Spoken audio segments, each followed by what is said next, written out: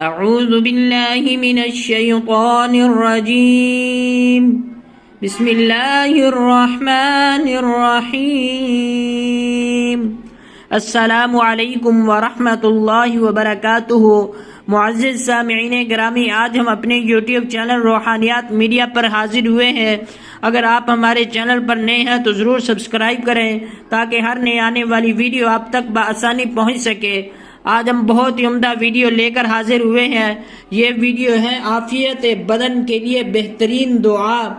یہ دعا صبح و شام 3 بار پڑھیں اور بیماری میں بار بار پڑھیں۔ دعا کے شروع اور آخر میں درود ابراہیمی بھی پڑھیں۔ وہ دعا یہ ہے: اللہم عافنی فی بدنی، اللہم عافنی فی سمعی، اللہم عافنی فی بصری، لا الہ الا انت۔ ترجمہ: اے اللہ، مجھ کو عافیت دے میرے بدن میں اور میری سماعت میں، اور عافیت دے مجھ کو میری آنکھوں میں، تیرے علاوہ کوئی معبود نہیں ہے۔ ابو داؤد شریف کی یہ روایت ہے۔ دوستو، امید ہے آپ کو یہ ویڈیو اچھی لگی ہوگی۔